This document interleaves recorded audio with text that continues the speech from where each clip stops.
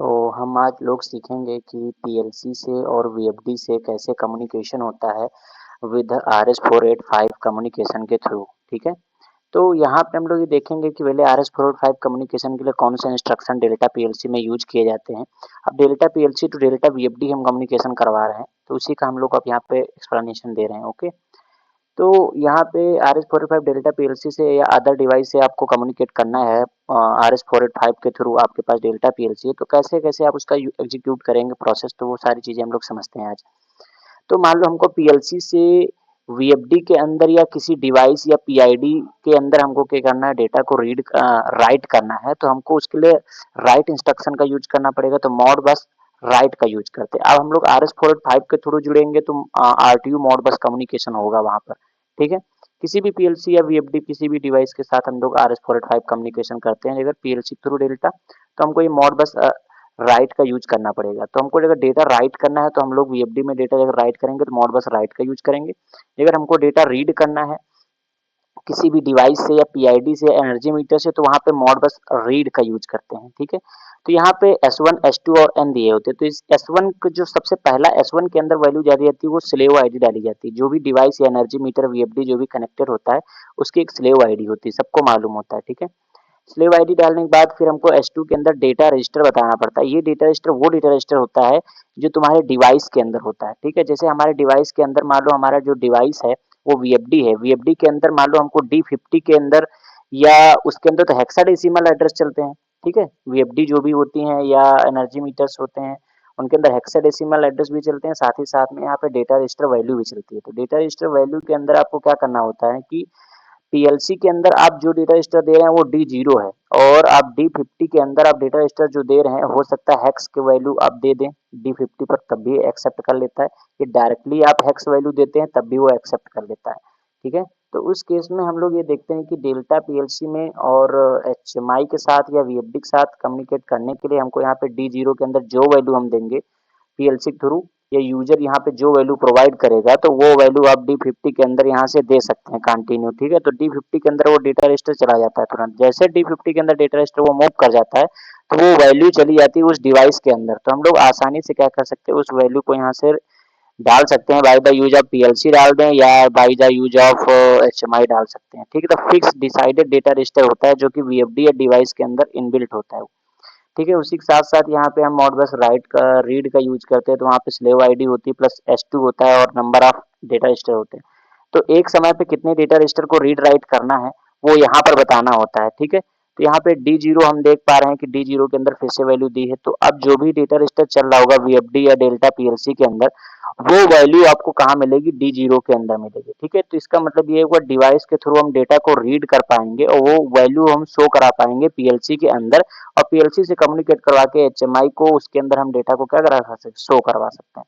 ठीक है, तो ये सारी चीजें हम लोग यहाँ पे देख पाए कि मॉडबस राइट क्या होता है, मॉडबस रीड क्या होता है। क्लियर।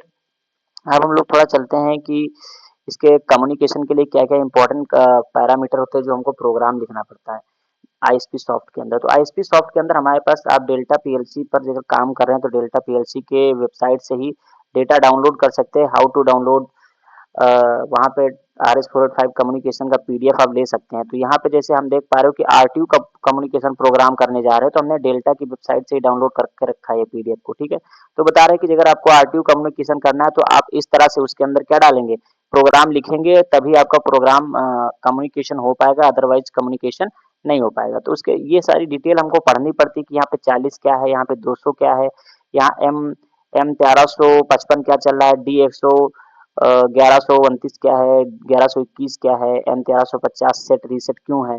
ठीक है, ये सारी चीजें हमको यहाँ पे पढ़नी पड़ती हैं कि इसकी वैल्यू क्या है, ये सब देखना पड़ता है। उसी तरह से हमको RS-232 स्काई मोड में अगर कम्युनिकेशन करना है तो उसके लिए इस तरह से प्रोग्राम लिखते हैं। इसका मतलब ये हुआ कि सारी चीजें गूगल या कहीं ना कहीं हैं जो कि आपको मिल नहीं पा रही हैं, आप ढूंढ नहीं पा रहे हैं, तभी आप प्रोग्रामिंग नहीं कर पा रहे हैं या कम्युनिकेशन नहीं करवा पा रहे हैं। ठीक है, तो सारी चीजें ऐसा नहीं होता है सभी लोग ज्ञाता होते हैं, अपने मान से देख देख के कम्युनिकेशन करवा लेना वो सब अलग बात होती, बट कहीं ना कहीं सारी चीजें होती हैं जिससे कि उस मैनुअल के थ्रू हम लोग कम्युनिकेशन करवाते हैं एक डिवाइस से दूसरे डिवाइस के अंदर। ठीक है, अब उसी तरह से यहाँ पे उसने सब कुछ बता रखा है कि ये 1120 क्या है, 1121 क्या है, और 1129 क्या है, ये सारी चीज़ें हमको यहाँ पे दिखा देता है कि आरटीयू मोड में करना है कि किस मोड में आपको काम करना है। वो सारी चीज़ें यहाँ पे हम लोग मेमोरी बिट के अंदर देख पाते हैं, कौन सी मेमोरी बिट किस पर्पज़ के लिए यूज़ हो रही है। तो आप वो यहाँ से देख सकते हैं। क्लियर है कि नहीं? ठीक है? तो इस तरह से ये पीएलसी और स्काई मोड का यूज़ करने के लिए डेटा होता है कि हमको कौन-कौन से मास्टर बनाना है, किसको स्लेव बनाना है, वो सारी इन्फॉर्मेशन इस पीडीएफ के अंदर हमको मिल जाती है, ठीक है? जो कि आप देख पा रहे हो आसानी से, ठीक? तो ये कम्युनिकेशन करवाने के लिए आप कॉम2, कॉम1 कौन सा यूज़ करना है प्रोटोकॉल, वो आप यहाँ पे देख पाओगे। आप आईएसपी सॉफ्ट के साथ काम करें तो आईएसपी सॉफ्ट के साथ, डब्ल्यूपीएल सॉफ्ट के साथ काम करें तो डब्ल्यूपीएल सॉफ्ट के साथ, तो वो सारे आपको यहाँ पे सारा प्रोग्राम देखो लिख दिया जाता है, कैसे-कैसे डिवाइसेस को ऐड करना है, वो भी सारी चीज़ें यहाँ पे बता दी जाती हैं आपको, है ना? तो आई होप आप लोग ये समझ पाओगे कम्युनिकेशन कैसे होता है। ठीक है, देखो रीडिंग और राइटिंग के लिए कॉन्सेप्ट भी इन्होंने बता रखा है कि हमको रीड राइट कैसे करना है और वो कैसे काम करता है। तो ये सारी चीज़ें वो बता देते हैं और हमको केवल कम्युनिकेशन कराना रह जाता है। ठीक है? तो आई होप हम लोगों को ये मालूम हो चुका है कि किसी पीएलसी या किसी डिवाइस से कम्युनिकेशन करने के लिए यहाँ पे देख पा रहे हो आप। आज अब ये यहाँ पे डब्ल्यूपीएल सॉफ्ट में प्रोग्रामिंग आरटीयू मोड के लिए की गई है। अगर आप डब्ल्यूपीएल सॉफ्ट पे काम कर रहे हैं तो आप डब्ल्यूपीएल सॉफ्ट के लिए प्रोग्राम लिखना स्टार्ट कर सकते हैं। क्लियर? उसी तरह से यहाँ पे स्काई मोड में अगर आपको काम कर रहे हो RS-22 के साथ तो आप स्काई मोड के लिए प्रोग्राम लिख सकते हैं। तो ये सारी प्रोग्राम लिखने के बाद आप उसके इन्फॉर्मेशन को पढ़ें यहाँ पे कि जो भी इन्फॉर्मेशन है वो किस लिए कौन से आरटीयू पोर्ट के लिए क्या-क्या यूज़ किया जा रहा है, किस मेमोरी बिट का क्यों यूज़ हो रहा है, वो आपको सारी चीज़ें यहाँ पे पढ़ना पड़ता है अच्छे से। उसके बाद ही आप यहाँ पे डिसाइड कर पाते हो कि प्रोग्राम कैसे लिखा जाए और क्या-क्या आईडी होगी, क्या उसके अंदर स्लेव आईडी होगी। ठीक है? ये सारी इन्फॉर्मेशन आपको यहाँ से मिल जाती है। तो ये पीडीएफ जो होता है आपको डेल्टा वेबसाइट से मिल जाएगा, वहाँ से आप उसको डाउनलोड कर सकते हैं। ठीक है? और ये इन्फॉर्मेशन सारी वहाँ पे आप ले सकते हैं। तो मैंने आपको थोड़ा-सा यहाँ पे गाइड किया कि किस तरह से प्रोग्राम लिखा जाता है RS-485 के लिए और स्काई मोड के लिए, तो आप ये सारी चीज़ें अच्छे से देख पा रहे हैं। तो हमको नहीं लगता इसमें कोई प्रॉब्लम होने वाली है आप लोगों को, आप लोग भी प्रोग्राम को लिख सकते हैं इज़िली। तो अब हम लोग विदाउट देर किए हुए आईएसपी सॉफ्ट पे चलते हैं तुरंत। तो यहाँ पे सबसे पहले हम लोग आईएसपी सॉफ्ट पे आते हैं। आईएसपी सॉफ्ट में मैंने वीएफडी और पीएलसी से कम्युनिकेशन करा रखा है। तो आप देख पा रहे हैं कि वही मैंने D1120, D1121, D1129 वो सब मूव करा रखा है डेटा हेक्साडेसिमल में भी वैल्यू भी डाल रखी है मैंने। तो RS-485 पे कम्युनिकेशन कर रहे हैं तो इस तरह से वो खुद बताने लगेगा कि RS-485 कम्युनिकेशन करने के लिए आपको D1120 के अंदर 0889 हेक्सा एड्रेस को मूव करना पड़ेगा। तो आपको करना पड़ेगा। दूसरी बात है कि 1 यहाँ पे डाल देने पे RS-232 जो कम्युनिकेशन होता है वो डिसेबल हो जाता है। इस वजह से मैंने यहाँ पे 1 डाल रखा है क्योंकि मैं RS-485 कम्युनिकेशन कर रहा हूँ। उस समय RS-32 कम्युनिकेशन इनेबल ना हो, इस वजह से मैंने यहाँ पे 1 मूव करा दिया इस डेटा रजिस्टर के अंदर। उसी तरह से 500 ये मिली सेकेंड होता है कि हमको रिस्पॉन्स टाइम होता है जो मिली सेकेंड में हमको मूव कराना होता है। ठीक है? RS-485 करने के लिए। अब ये सारी चीज़ें हैं, कम्युनिकेशन रिटेन बना रहे तो 11 M1120 को सेट रखना है। कम्युनिकेशन होता रहे RS-485 के थ्रू तो हमको M1143 ऑन रखना है, सेट रखना है। अब बार-बार रिक्वेस्ट हमारी जाती रहे, उसके लिए मैंने M1100 1012 का यूज़ किया हुआ है और बार-बार रिक्वेस्ट M1122 को मैं ऑन बार-बार सेट करता रहूँगा जिससे कि ये रीड और राइट करता रहेगा डेटा को वीएफडी के अंदर। ठीक है? साथ ही साथ फिर यहाँ पे वैल्यू मैंने यहाँ पे बना रखी है कि मॉनिटर नॉर्मली मोड में रखा हुआ है। यहाँ पे फिर हमको बताना पड़ता है भैया कि ये जो मोड बस रीड राइट हमने बताया था पहले स्लेव आईडी देते। अब देखो यहाँ पे मैंने डायरेक्टली ये वीएफडी का हेक्साडेसिमल एड्रेस है जिसके अंदर वैल्यू को हमको डालना है। ठीक है? अब यहाँ पे हम लोग क्या करा रहे हैं, इसको कंट्रोल कर रहे हैं, तो फॉरवर्ड भी कर रहे हैं, रिवर्स भी कर रहे हैं, स्टॉप मोड में भी डाल रहे हैं। तो ये वो डाटा रजिस्टर है जिसके अंदर हम लोग फॉरवर्ड रिवर्स ये सारी चीजें हम लोग कर सकते हैं, वैल्यू को बढ़ा सकते हैं, डाल सकते हैं उसी के अंदर। क्लियर? तो एम जो यहाँ पे 16 आपको दिख रहा है कि 2000 जो दिख रहा है, 2000 के अंदर वैल्यू जो भी डालेंगे हम वो फॉरवर्ड होगी। अगर मैं 18 मूव कर दूंगा तो यहाँ फॉरवर्ड चलेगी। ठीक है? और यदि मैं इसके अंदर D1 के अंदर क्या डाल दूंगा, 34 डाल दूंगा तो ये रिवर्स चलेगी। अब ये 18 34 सर क्यों डाल रहे हैं, ये एक वीएफडी के मैनुअल में लिखा होता है कि आप 18 डालेंगे तो इस तरह से चलेगा, 34 डालेंगे तो इस तरह से चलेगा। वो हम कभी टाइम मिलेगा तो नेक्स्ट वीडियो में आप लोगों को एक्सप्लेन कर देंगे किस तरह से 18 और ये 34 किस तरह से वैल्यू को लिया जाता है और इसके अंदर मूव कराया जाता है। ठीक है? तो वो उसका वीएफडी का कंट्रोलर तब समझ जाता है कि अगर 18 मूव हुआ है तो इसको हमको फॉरवर्ड डायरेक्शन में घुमाना है और 34 मूव हुआ है तो रिवर्स डायरेक्शन में मोटर को घुमाना है। ठीक? तो ये मॉड बस हम लोग यहाँ पर राइट का यूज कर रहे हैं क्योंकि हमको वीएफडी के अंदर डेटा को लिखना है by the use of PLC. PLC के अंदर हम ये प्रोग्राम लिख के उस वीएफडी के अंदर राइट कर देंगे वैल्यू को। ठीक है? उसके अंदर फिर हमने मूव कराया है कि भाई ये 1 मूव हो जाए तो वो बंद हो जाए। ठीक है, D1 के अंदर। तो ये सारी स्टॉप करने के लिए 1 मूव करा देते हैं और फिर ये हमने रीसेट करवा दिया, कोई प्रॉब्लम आ जाती है तो उसको रीसेट हो जाए M1 से लेके M12 तक। तो यहाँ पे रिवर्स फॉरवर्ड करने के लिए उतने समय इंडिकेशन वगैरह भी मैंने दे रखे कि अगर ये फॉरवर्ड चले तो उसका इंडिकेशन आए, रिवर्स चले तो उसका इंडिकेशन Y0 में मिले, रिवर्स चले तो फॉरवर्ड Y3 के अंदर मिले इंडिकेशन, इसलिए हमने दे रखा है। साथ ही साथ यहाँ पे आप देख पा रहे हो, यहाँ पे मैंने फ्रिक्वेंसी लिखने के लिए, फ्रिक्वेंसी भी तो हम कंट्रोल करेंगे, फ्रिक्वेंसी कंट्रोल करने के लिए आप 16 2001 का यूज करते हैं। स्लेव आईडी इसकी 1 है भैया, स्लेव आईडी बताना पड़ता है पीएलसी को कि किस वीएफडी के थ्रू कम्युनिकेट कर रहे हो, कौन से डिवाइस है, उसका स्लेव आईडी नंबर क्या है, ठीक है। तो S1 के अंदर स्लेव आईडी नंबर डालते हैं। तो इसके अंदर मैंने स्केलिंग कर दी। स्केलिंग करने के बाद मतलब कि आप अगर यहाँ 5000 डालेंगे तभी वीएफडी के अंदर 50 शो होगा, 50 हर्ट्ज। अगर आप यहाँ पे 40 डालते हैं तो वो 100 से मल्टीप्लाई होगा तो वो बन जाएगा यहाँ पे 4000 बन गया तो वो मल्टीप्लाई होकर 40 हर्ट्ज फ्रिक्वेंसी शो करेगी। इस वजह से मैंने यहाँ पे स्केलिंग कर रखी है। D4 के अंदर जो भी वैल्यू डालूंगा वो D6 के अंदर जाएगी, D6 के अंदर वो मल्टीप्लाई होगी 100 से और फिर D10 के अंदर मूव कर जाएगी। D10 वैल्यू डाल देगा 2001 के अंदर तो वो लिख जाएगी वीएफडी के अंदर, ठीक है। तो आई होप ये सारी चीजें आपको समझ में आई होंगी। साथ ही साथ यहाँ पे हम लोग ये देख पा रहे हैं, नीचे हम लोग मॉनिटर भी कर पा रहे हैं कि फ्रिक्वेंसी कितनी चल रही है, आरपीएम कितना चल रहा है, वो भी सारी चीजें हमको अगर मॉनिटर करना है तो वो हम लोग यहाँ पे मॉनिटर कर सकते हैं, ठीक है। फीडबैक डेटा ले सकते हैं उसके अकॉर्डिंग। तो ये सारी चीजें हमने यहाँ पे प्रोग्राम लिखा, तो आप इस तरह से भी कम्युनिकेशन करवा सकते हैं, ठीक है। हमारा कहने का मतलब ये था कि एक कम्युनिकेशन करने का एक मेथड ये है। दूसरा मेथड क्या है सर? दूसरा मेथड ये होता है कि आप इस तरह से कम्युनिकेशन करा लें। इस तरह से कम्युनिकेशन कैसे हो पाएगा सर? इस तरह से कम्युनिकेशन ये हो पाएगा, आप लोग एक वीडियो देखे होंगे, मैंने 2 या मिनट या 3 मिनट की डाली थी वीएफडी वही, वो वीडियो पड़ी है उस चैनल पे, आप देख सकते हैं उसको कैसे काम कर रहा है। उसी तरह से मैंने सारा प्रोग्राम वही प्रोग्राम बनाया हुआ है।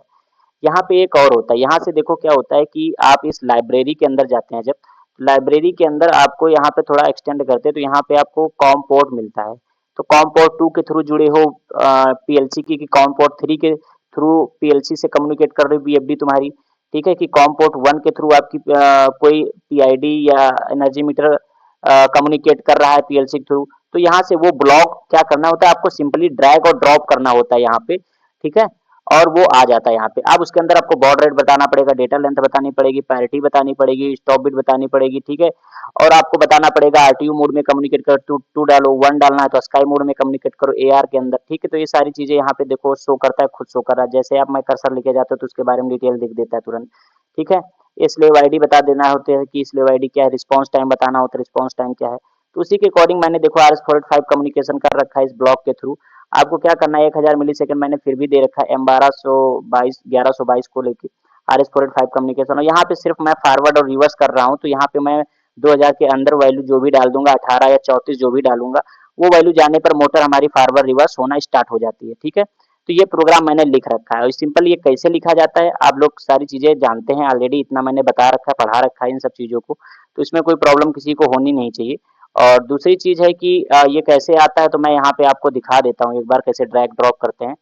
और आई होप COM2 लेना था तो ऐसे सिंपली सा क्लिक करना है, डबल टैप करके उसको पकड़ के खींच के यहाँ डाल देना है, ठीक है। और कुछ करना नहीं होता है, तो आप सिंपली ऐसे करें और यहाँ पे लेके आ जाएं और इसी कर्सर पे छोड़ना है, जो को रेड वाला ब्लॉक दिखा है आपको, इस पे छोड़ देंगे तो इस तरह से वो ओके करके एक्सेप्ट कर लेगा। अब आपको इसकी डिटेल देखनी, तो मैंने बता रखा था आपको, फंक्शन F1 प्रेस कर दी तो ये डिटेल खुल जाती है। अपने सिस्टम का फंक्शन बटन और F1 बटन एक साथ प्रेस करना होता है, उस पर क्लिक करके तभी वो खुलता है, अदरवाइज नहीं खुलता है, ठीक है। तो ये चीजें देख लो अच्छे से, जो कि आपकी बहुत सारी इंडस्ट्री में हेल्प करेंगी। यहाँ पे इन्फॉर्मेशन सारी पड़ी हुई है, किसका क्या मतलब है और किस कोड का क्या मतलब है, क्या वो सारी चीजें यहाँ पे पड़ी है, तो आप पढ़ सकते हैं, ठीक है। क्योंकि एक पीएलसी इंजीनियर को बहुत सारी हेल्प की रिक्वायरमेंट होती है, तो वो विदाउट हेल्प नहीं कर पाएगा, कोई भी पर्सन हो। और उसके साथ ही साथ पढ़ना आना चाहिए, अच्छे से डिटेल लेना आना चाहिए। अब उसके अंदर सारी डिटेल डाल देनी होती है, तो आपका जस्ट इस तरह से प्रोग्राम लिख के स्टार्ट हो जाता है, ठीक है। तो हमको लगता है कि ये कोई प्रॉब्लम वाली बात तो है नहीं इसमें, जो सिंपली आप काम कर सकते हैं, ठीक है। तो इस तरह से प्रोग्राम आप लिख सकते हैं अपने। अब ये अब जानते हो ये इन्फॉर्मेशन सेम होनी चाहिए आपकी पीएलसी की और वीएफडी की, ठीक है। जो यहाँ पे मैंने डिटेल डाल रखी, parity, stop bit, baud rate, ये सारी चीजें सेम होती है। जो लोग कम्युनिकेशन कराते हैं उनको लोगों को मालूम रहता है, और जो नहीं करा रहे हैं वो लोग भी जानते होंगे कि ये वीडियो बहुत बहुत ज्यादा हेल्पफुल होगी आप लोगों के लिए, ठीक है। तो इस तरह से आप कम्युनिकेशन करा सकते हैं, जो कि मैंने अभी अभी आपको एक्सप्लेन किया। अब हम क्या करना चाह रहे हैं कि इतनी डिटेल हो गई, तो मैं आपको एक वीडियो शो करता हूँ, जिससे कि सारी डिटेल आपकी और भी क्लियर हो जाएगी, है ना। तो मैं यहाँ पे एक वीडियो आपको दिखाता हूँ, एक सिंपल सा वीडियो है मेरे पास। ओके, तो मैं यहाँ पे डाउनलोड में जाता हूँ, डाउनलोड में एक वीडियो मैं आपको शो करता हूँ यहाँ पे, ठीक है? जिससे कि आपकी सारी डिटेल जितनी भी है वो क्लियर हो जाएगी। तो यहाँ पे एक वीडियो आप अच्छे से देखना, जिससे कि सारी डिटेल आपकी क्लियर हो जाएगी, जो मैंने कम्युनिकेशन यहाँ पे करा रखा है। यहाँ पे देखिए मैंने कम्युनिकेशन ये करा रखा, ऑनलाइन कम्युनिकेशन है ये आपका, क्लियर?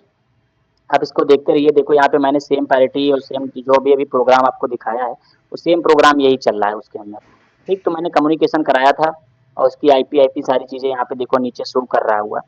ठीक, तो अब हमको नहीं लगता इसमें कोई प्रॉब्लम है किसी को। और देखो सेम प्रोग्राम लिखा है और कम्युनिकेशन भी हो रहा है, बार बार ब्लिंक भी कर रहा है, सेंड कर रहा है, रिक्वेस्ट बार बार रीड राइट हो रहा है, और वैल्यू को फॉरवर्ड रिवर्स भी हमको देखो यहाँ पे मैंने डाल रखा है, वन डाल रखा है। तो ये पीएलसी के थ्रू देखो पैनल है पीएलसी का, जिसके थ्रू सारी चीज़ें हम लोग कंट्रोल कर पा रहे हैं। अभी हमारी ये पीएलसी लगी है DVP12SE, और साथ ही साथ हमारे पास दूसरा यहाँ देखो मोटर हमारी मूवी मूवमेंट में नहीं है। ठीक है, यहाँ पे स्टार्ट स्टॉप कमांड हमको देनी पड़ती है। तो यहाँ पे 40-60 अभी शो कर रहा है, हमारी डेल्टा की VFD है, और इससे हम लोग क्या करते हैं डायरेक्टली कंट्रोल कर लेते हैं किसी भी तरह से, है ना? तो शायद इसमें तो किसी को कोई प्रॉब्लम होने वाली है नहीं। यहाँ पे जैसे वैल्यू मैं राइट करूंगा कुछ, वहाँ पे देखना कि रिवर्स या फॉरवर्ड मोड में स्टार्ट हो जाएगी। 18 डाला तो यहाँ पे फॉरवर्ड मोड में चलना है, तो फॉरवर्ड मोड में हमारी जो VFD है, जो मोटर है, वो रन कर देगा। देखो ये मोटर नीचे चलना स्टार्ट हो गया। आई होप आप लोगों को क्लियर हो पा रहा होगा। ठीक है, तो इस तरह से आप लोग भी प्रोग्रामिंग कर सकते हैं, वो मोटर और VFD और PLC HMI